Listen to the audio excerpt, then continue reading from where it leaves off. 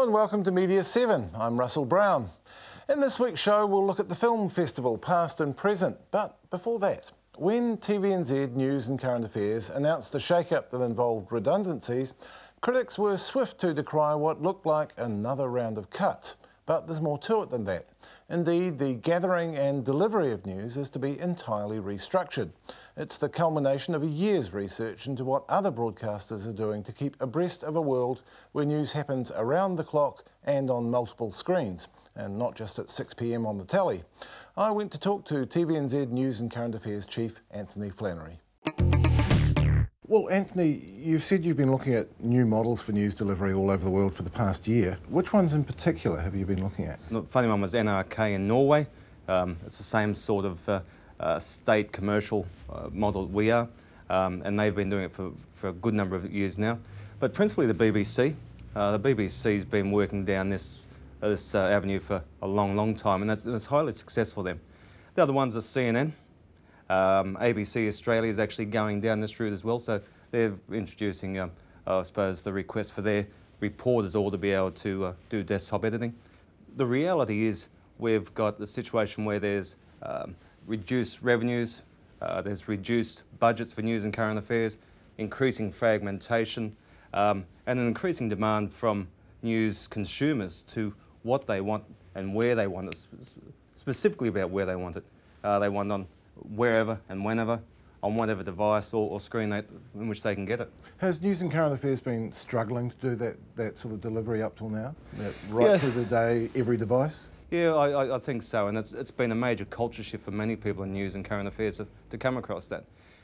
Take Television New Zealand example. The newsroom model we have principally goes back to 40 years.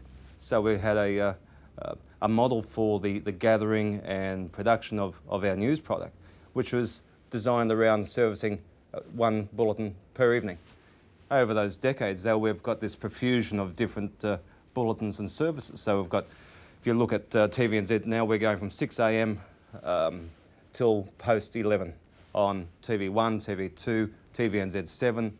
We're online, we're producing material for mobile devices. What's around the corner?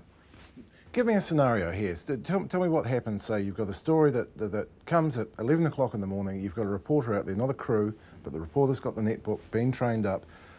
What happens to that story through the day? Okay, so we'll start, say at 11 o'clock, we will get word that there's been a breaking story out in Manukau.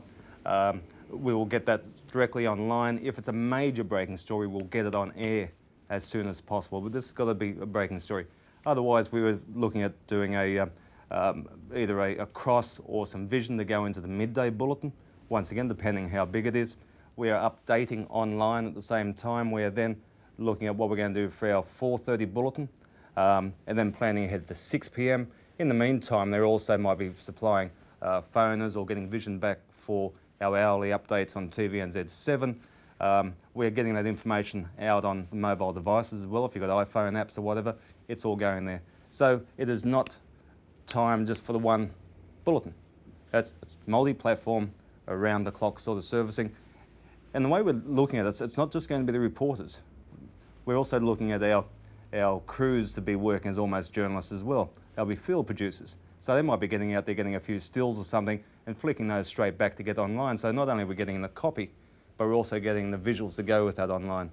And sometimes I assume you'll just be putting raw footage up online? Yeah, raw footage, the raws of interviews, be it with the Prime Minister or be it with the police commander in charge of a crime scene. We can have that up there as well, because there is a demand out there to see it all unedited. Your critics have already expressed the fear that this will just mean journalists spending more time on production, less time on news gathering and mastering their rounds.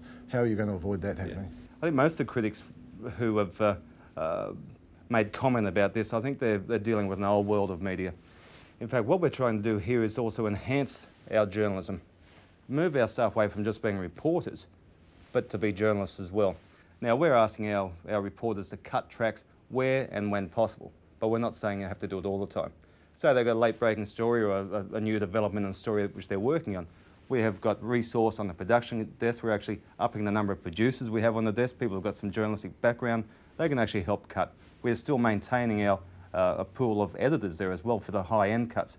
So, in fact, we're not reducing what they're doing, we're just asking them to use the technology they have available and where impossible to do the editing. So the news isn't going to start looking like YouTube, which is the other fear that's been expressed. You're already using Skype for interviews, then now you're having journalists who haven't been trained cutting their own stories. No, but they will be trained. And this is the thing, our expectations are that these reporters will be able to cut up to a broadcast standard.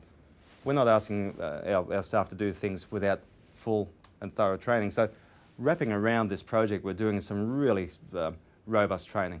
Are you also going to be recruiting for these kinds of multiple skills as you go forward? Yeah, we've already started doing that. We have been for some time, and the expectations of the people that we do employ these days is that they are multi-skilled. We've been having chats with some of the people in the journalism schools, and we've been putting that case to them as well, that when we employ people, they're going to be able to have cut to a certain level or have the ability to cut to a certain level. They have to be able to write, they have to have knowledge and talent online as well.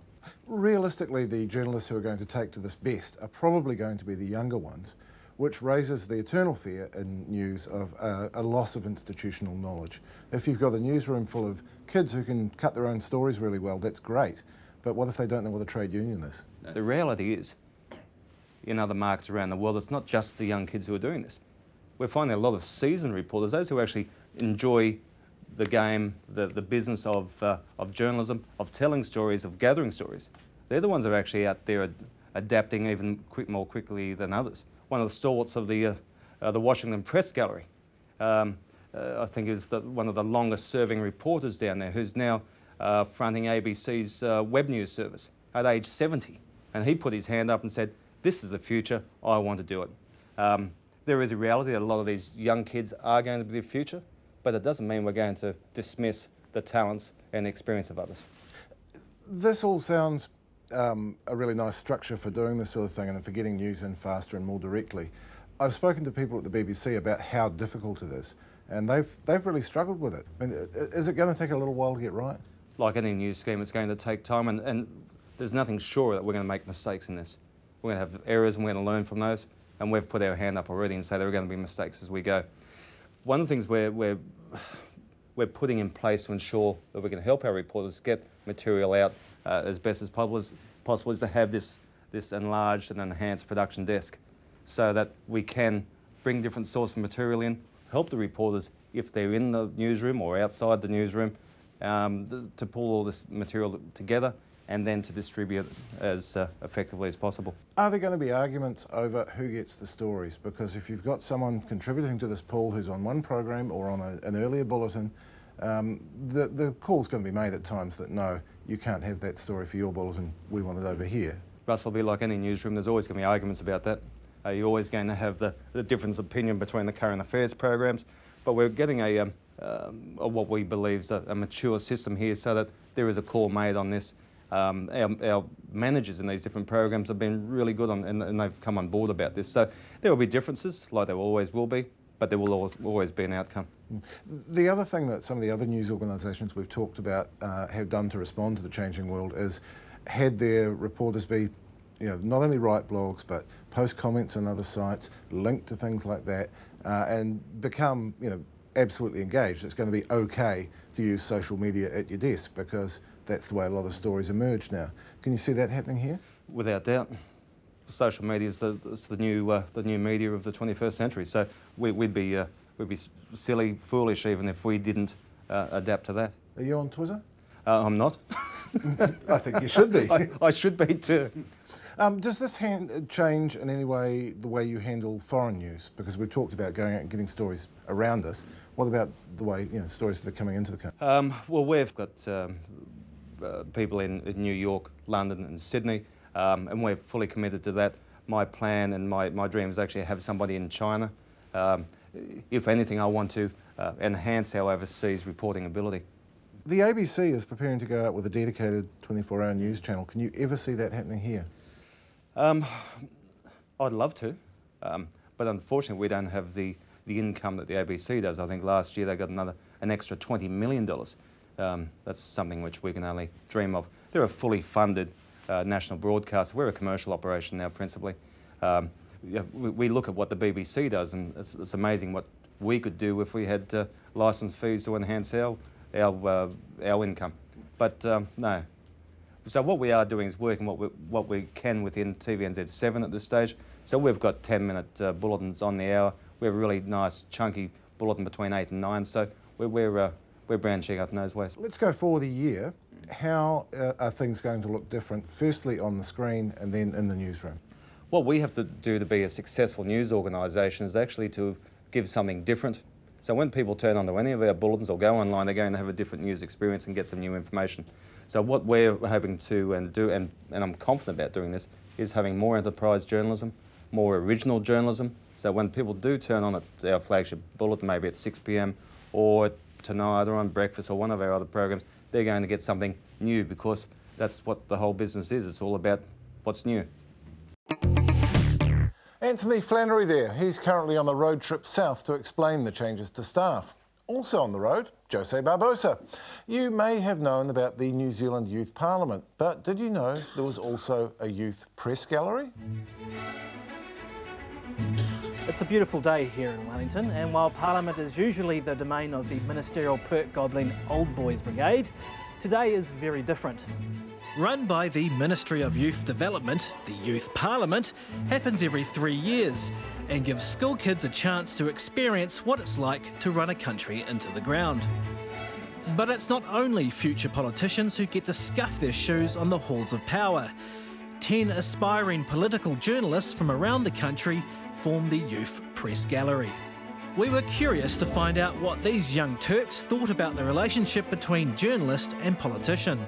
Well, let's say you got drunk with Rodney Hyde, went go-karting, and then a couple of days later you found out something dodgy about him and you had to decide whether to report on that. What would be your thought process? I think that's the mark of a good journalist, is that you can relax, be comfortable in sort of social situations with MPs and ministers, but when it comes time to answer serious questions of ministers, I think you need the mark of a good journalist is your ability to do that. I mean, would you go, I don't know, bungee jumping with Chris Carter? Is he paying for it on his ministerial credit card? No. I don't know if I go bungee jumping, but that's probably a fear of heights. But if there was something genuine to discuss about it and he was prepared to do that with the media, then yeah, sure, why not? Would you go on a 3-day bender with Shane Jones? I think that would be inappropriate. Good answer. And have there been any scandals during the youth parliament? Well, Darren Hughes, youth MP, has actually dyed his hair ginger to match his senior counterpart. And we have also had Paula Bennett say that she supports the drinking age staying at 18. There was a bit of a sort of a shock moment when there was a question directed to meant to be for Kate Wilkinson, but Jerry Brownlee was going to be speaking, and the member said for Kate Wilkinson, but I guess I'll settle for Jerry Brownlee, which wasn't taken very well by the speaker. Get the claws out, row. The only funny thing that happened today really was Jerry Brownlee referring to Walkmans. He might like to, for example, give up his Walkman, or his, not his Walkman, what they call the iPod thing, yeah, get rid of that. So that's the Youth Press Gallery. Will the people we've talked to today become tomorrow's Fourth Estate defenders, or next week's multitasking content generators? Only time will tell, but at least they seem to have a lot of passion, and that's not a bad thing. Don't you forget about me. Don't you. Jose Barbosa there, and when I saw that in the air, that suite, we hadn't quite worked out what the music was going to be. We'll take a break now and return with a look at the New Zealand International Film Festival.